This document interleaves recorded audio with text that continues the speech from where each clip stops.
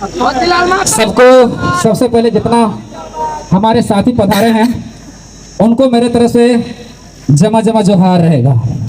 जोहार मोतीदा।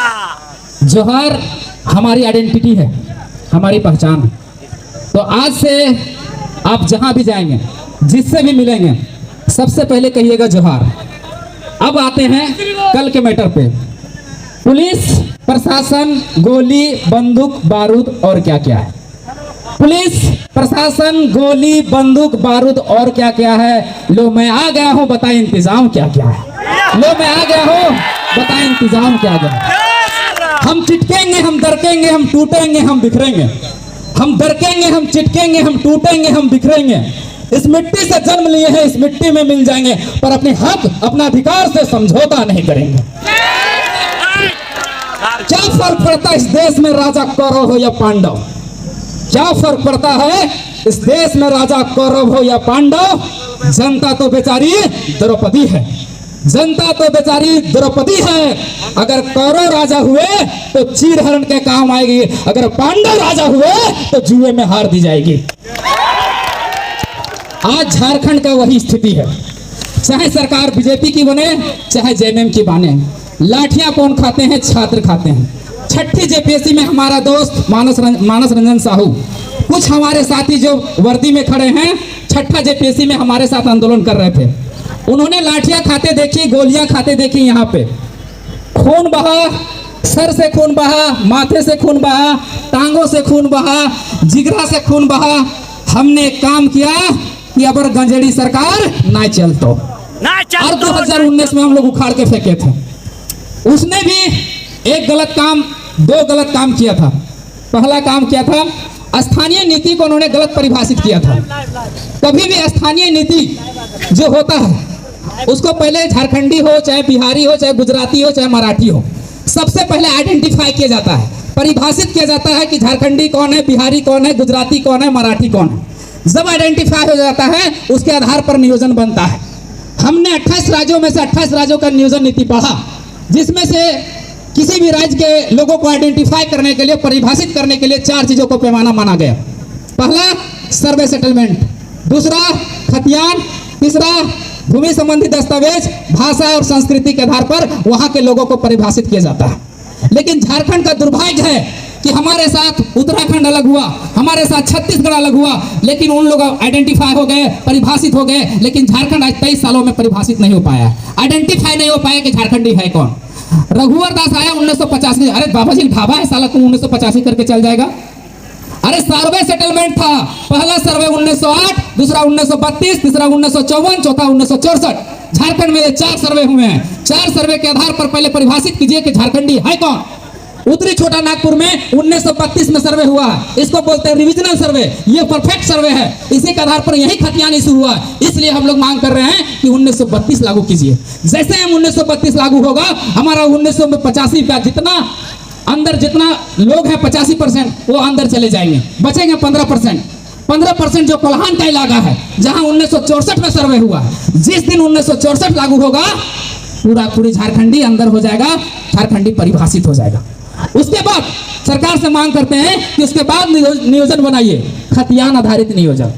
ये matric inter नियोजन नीति ना चलतो, 11-13 जिला के नियोजन नीति ना चलतो। बाबू 11-13 जिला तो रिजर्व कर दिया, और 11 जिला जो बाबा जी ढाबा बना सो के जिम्मा लेगा। गिरिडीह में 52 को इंग्लिश का टीचर का वैकेंसी था, 48 को पहाड़ियों का हुआ था, 56 को संस्कृत के टीचर का वैकेंसी था, 54 को पहाड़ियों का हुआ था, केमिस्ट्री का 37 को टीचर का वैकेंसी था, 36 को पहाड़ियों का हुआ था, संस्कृत का इसी तरह गोड्डा में 56 को था, उसमें भी 54 को पहाड़ियों का हुआ था। अभी पब्लिक प्रोसिक्यूटर की नियुक्ति हुई, 107 में 72 लोग पहाड़ियों का नियुक्ति हुआ। अभी असिस्टेंट इंजीनियर की नियुक्ति हुई, उसमें 72 से 90% बाहर के लोग घुस गए। तो कि झारखंड बाबा जी के ढाबा है रे जो आएगा लेके चल जाएगा? ये अब ना चलतो, झारखंड में बाहरी भाषा ना चलतो, झारखंड में बाहरी लोग ना चलतो।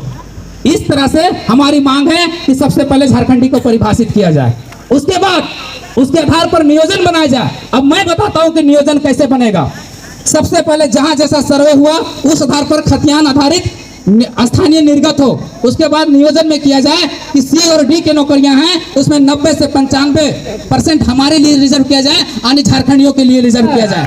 याद रखो, आंध्र प्रदेश और तेलंगाना अनुच्छेद 371 के डी अपने लिए सी और डी के नौकरियों में 100% रिजर्व किया है। वो भी भारत का हिस्सा है और भारत में जब ये कानून चल सकता है तो झारखंड में भी चलेगा, किसी का बाप नहीं रोक सकता।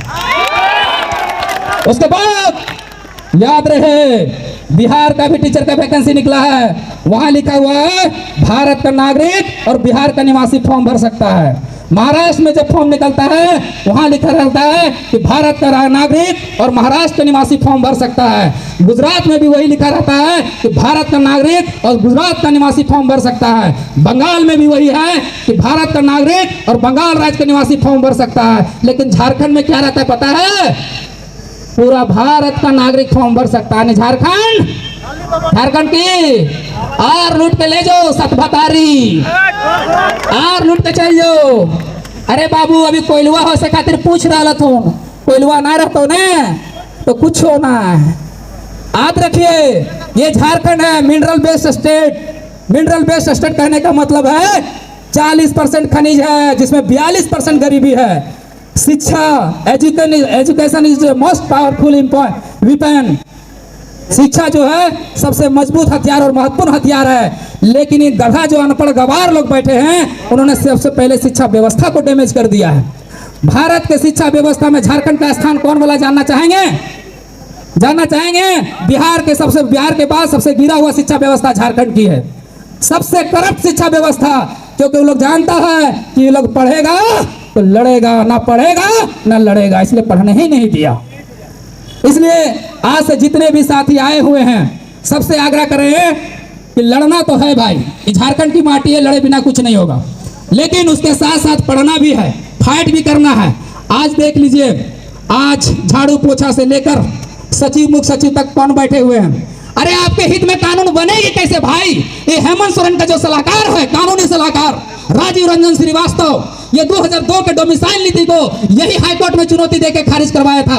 और वो साला अभी क्या बना हुआ है? एडवोकेट जनरल यानी कानूनी सलाहकार। कैसे कानून बनने देगा आपके हित में? आप बताइए, कैसे कानून बनेगा? जानकारी रखिए, उसका सचिव, मुख्य सचिव, पीए, डीए सब बाहरी बने हुए हैं। कैसे कानून बनेगी आपके हित में? आपको सड़क से लेकर सदन तक जाना पड़ेगा।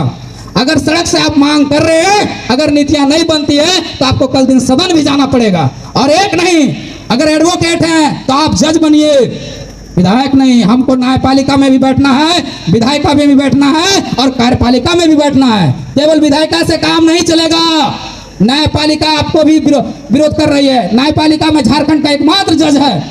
कहां से आपके हित में नीतियां बनेंगी? लोक कल्याणकारी नीतियां यानी लोक नीति।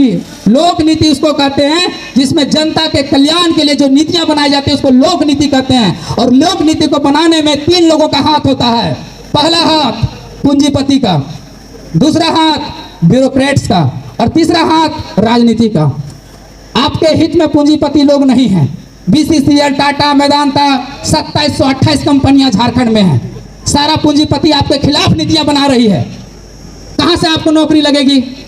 ब्यूरोक्रेट्स यानी नौकरशाही जितने लोग हैं सब बाहर के भरे पड़े हैं। ये ब्यूरोक्रेट्स नीतियों बनाने में अहम योगदान होता है। इन गधों को क्या पता जिसने आपको वोट देके आपने भेजा है उसको कुछ नहीं पता। नीतियां ब्यूरोक्रेट्स बनाती है और यहाँ पर ब्यूरोक्रेट्स हावी है। अब आते हैं राजनीति में। आपका झारखंड का एक आदमी किसी भी राज्य में जाके मुखिया नहीं बना है और हम इतने सीधे साधे, इतने भोले भाले लोग हैं कि यहाँ 17 से 18 विधायक सांसद बाहरी लोग को बना दिए हैं। तो आपके हित में नीतियां कैसे बनेंगी?